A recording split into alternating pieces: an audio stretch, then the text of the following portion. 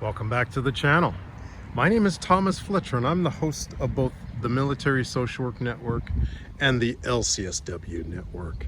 If you're new to both of my channels, please do me a favor by smashing that like button, by subscribing to the channels, and by sharing this video with your social work colleagues and friends. The purpose of both of these channels is to create a community of hope and support where social workers can come for relevant news, information, and inspiration. Well, welcome back to another episode of Ask a Military Social Worker. So in today's episode, we will be continuing our talk about the cons of serving as a reservist or National Guard military social worker. This will be part 2.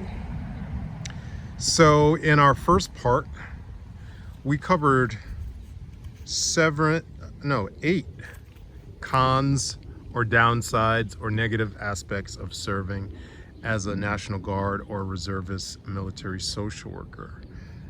And if you haven't watched that video, I would highly recommend that you watch that video. We covered the 8 items that we covered were death, activations, pay issues,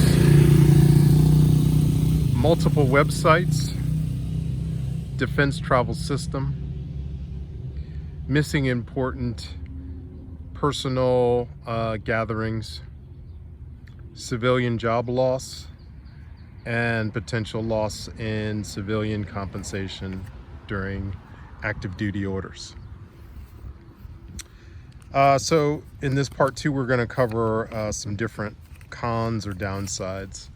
And this really isn't a trash talk. This is really, as social workers, as licensed mental health professionals, we do provide informed consent to our clients before we start. And we usually go over the pros and cons of starting in therapy. And that's what this is about. This is about talking to social workers that may be considering joining the service. You will not hear your recruiter tell you any of these cons, but I am a military social worker. So let me just briefly review my credentials with all of you. So I am a military social worker that has over 22 years of experience as a military social worker, civilian military social worker in the Department of Veterans Affairs.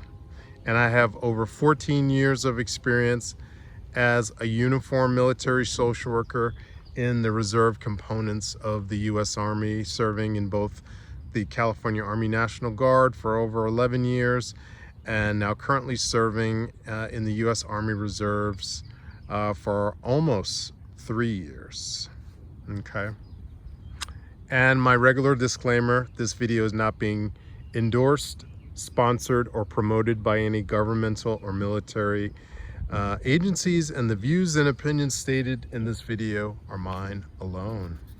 All right, so let's cover part 2 of the cons of serving as a military social worker and any of the reserve components, because this could apply to not only the Army, but this could also apply to serving as a military social worker in the Air Force Reserves, Air National Guard, U.S. Navy Reserves, etc., etc.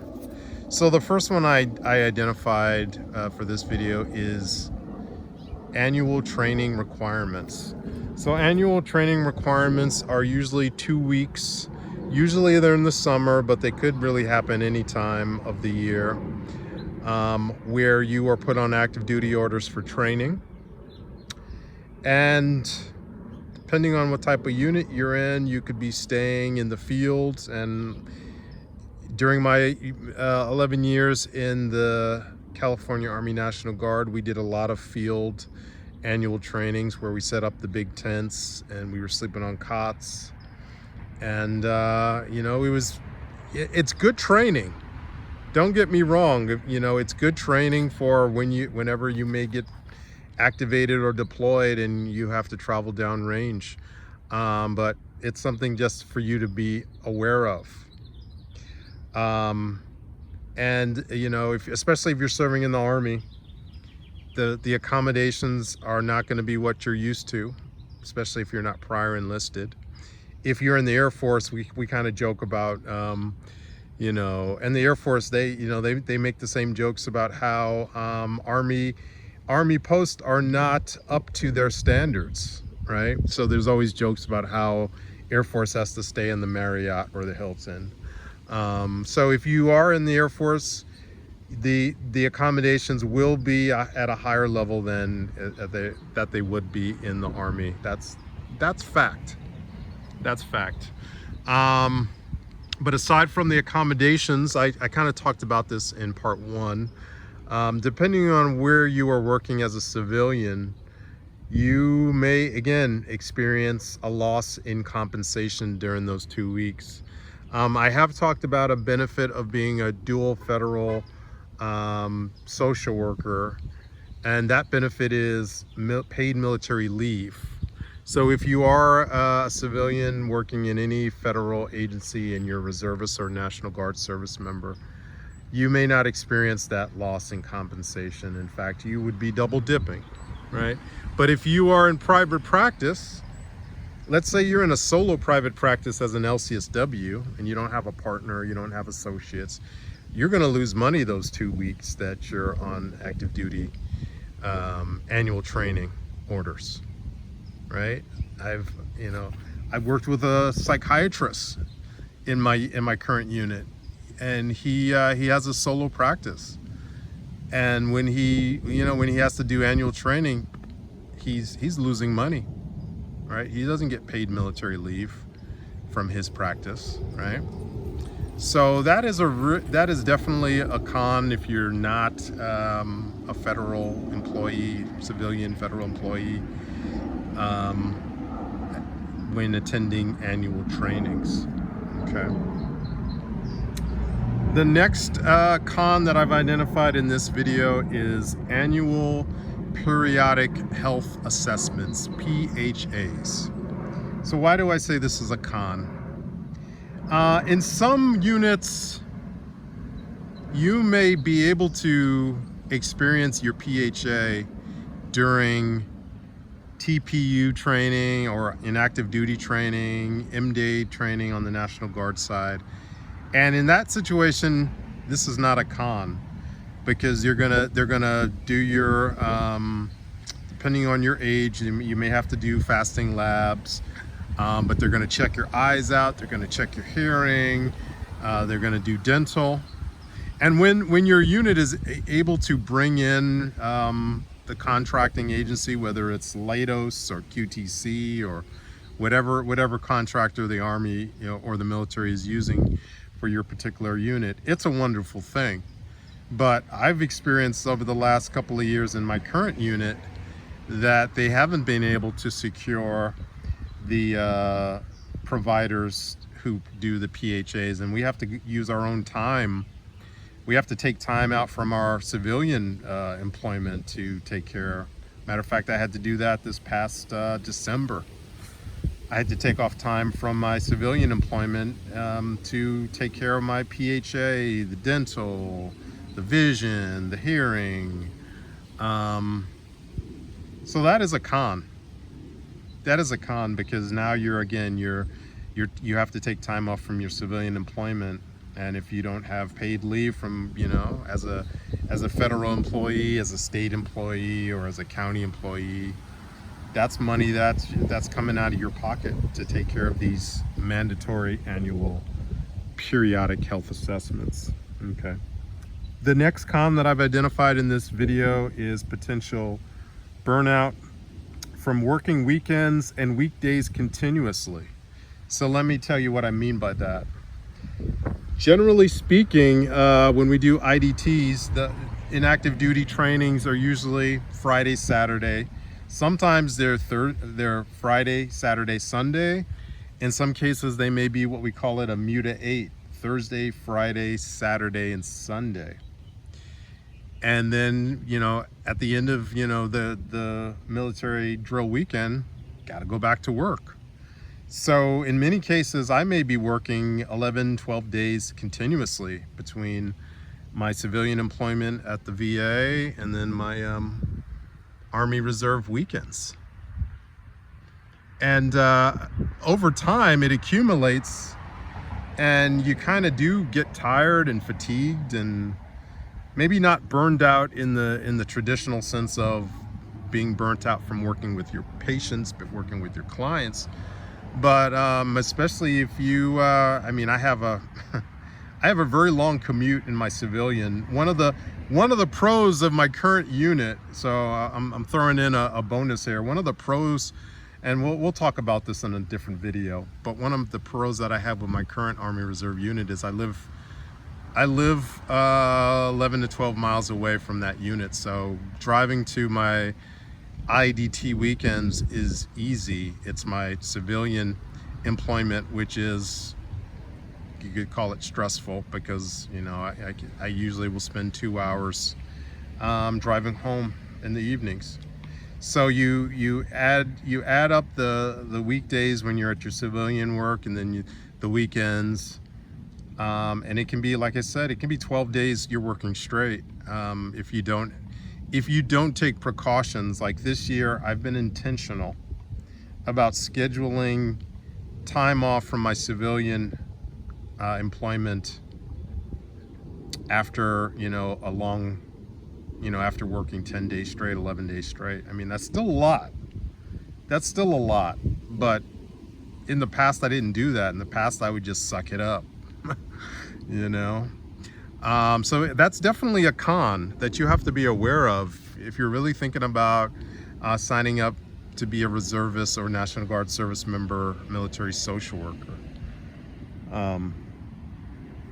Here's another one. This one is a less commonly known, and this is actually a con that I only recently learned about. So if you want to do any type of foreign travel on your own time outside of, in between your military drill weekends, you have to get permission from your command. Yes, that is right. You have to first let your commander know, like, hey, I'm going on this trip. I'm going to be traveling with my family, and we're going to be out of the country. And then your commander will let you know, okay, well, you have to contact this person, and then this person will send you a foreign travel packet, which involves a lot. There's a lot. Again, this is actually kind of related to my last video where I talked about all the different websites.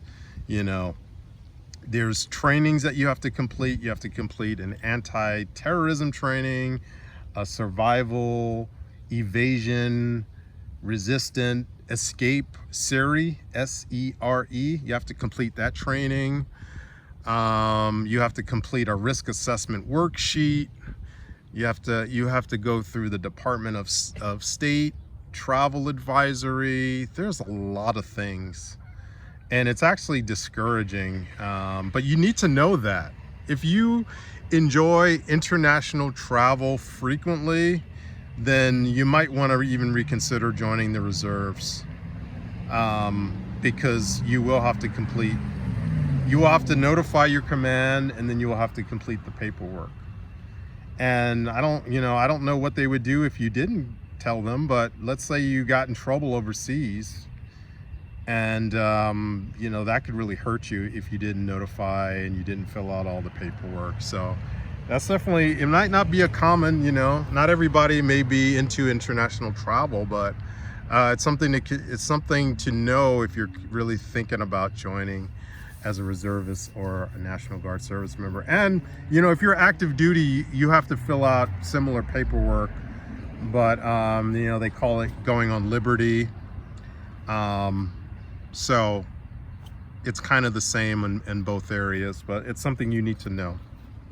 All right, next downside of being a reservist, National Guard service member, military social worker, is applying for your military schools, and then having, again, take time off from your civilian employment to attend these military schools. Specifically, if you are an officer, you have to attend what's called Basic Officer Leadership Course.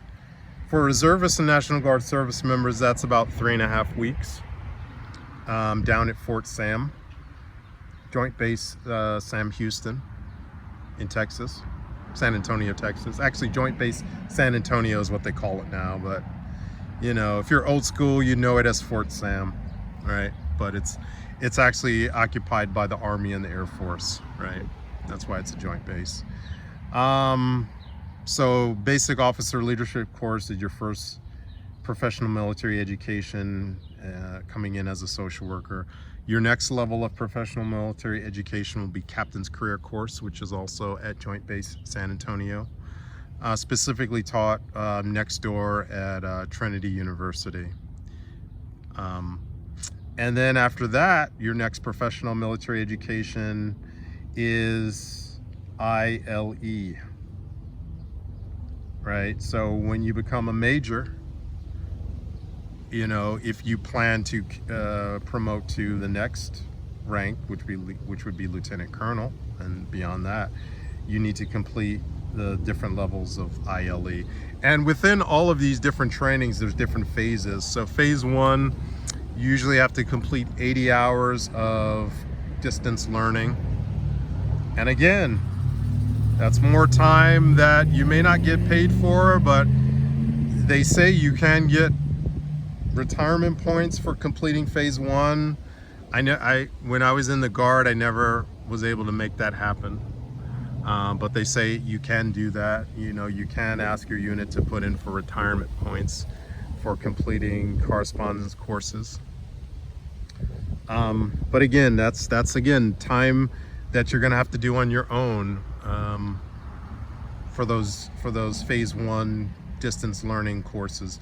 Phase 2 is usually in person, so again, you're going to have to take time off from your civilian employment, and if you're not receiving any type of paid military leave, as I've been talking about, then again, you're going to experience potentially a loss in compensation for those weeks when you're attending military schools. Another con of military schools is sometimes you're not even able to get into the courses that you need, and you have to put in again and again and again. So that's another part of it. The last con that I want to talk about today is promotions. And this is something that I've experienced in my 14+ year career as a military social worker in the reserve component of the U.S. Army. So when you come in, when you get direct commissioned into the military, they're going to give you what's called constructive credits for your years of experience as a licensed, as a clinician that has an advanced practice license. So why am I splitting hairs about advanced practice license? You may have an independent license, and I certainly had one before I got my advanced practice license in California. I had an independent practice license in New York for many years before I got my California license. And the military doesn't give you any constructive credit for your independent license. It has to be the highest advanced practice license for your field. Okay. And so they're gonna give you constructive credit. And if you have less than 5 years, you're going to come in as a first lieutenant. If you have more than 5 years of advanced practice license experience, you're going to come in as a captain. I had this next experience where you could be in a unit where there's a vacancy promotion available for you to go up to the next rank. But your commander doesn't have to give that to you. It's at the commander's discretion. And I actually experienced that in the National Guard. And honestly, it was a negative experience because I was doing everything that I was supposed to do. I was a good soldier. I was a good social worker. And there was really no objective reason for the commander not to promote me other than that it was not his philosophy, he apparently his command philosophy was he didn't believe in vacancy promotions, even though it was within his power to give me that. And I wasn't the only one, so I didn't over personalize it. There were several of us that were not able to get those vacancy promotions because of this type of commander. But so this happens, and I just wanted you guys to know about that and be ready for that. This may be my last episode on cons. Again, this is not about trash talking the military. This is about providing you with all of the necessary information that you need to make an informed decision about becoming a military social worker in one of the reserve components of the military, whether it's the Army, the Air Force, the Navy, etc., etc. Okay. But despite all of these cons, I continue to serve. Okay, guys. So I do want to end the video on that note. That my philosophy is turn your lemons into lemonade. Right? We overcome. We adapt to challenges, to downsides, to cons. That's my personal philosophy. And my personal goal, again, I've told you several times, I've been serving for over 14 years. My personal goal is to get to 20 and then retire, get my, and I may have to serve a little bit beyond the 20 years just to make sure I get my 20-year letter and then retire. But again, I did want to, over the years, I've talked about a lot of the pros, and there are a lot of pros, and I would ask you to watch previous videos. And I will dedicate a separate video where I'll put all the pros together, because over the years I've kind of spread them out. But I will make that video. But I'm going to stop right here. I want to thank you all for watching this video. For all the social workers and other licensed mental health professionals, thank you for the work that you do every day. For your clients, for your agencies, and for the profession. Please continue to support each other and yourselves. Bye for now.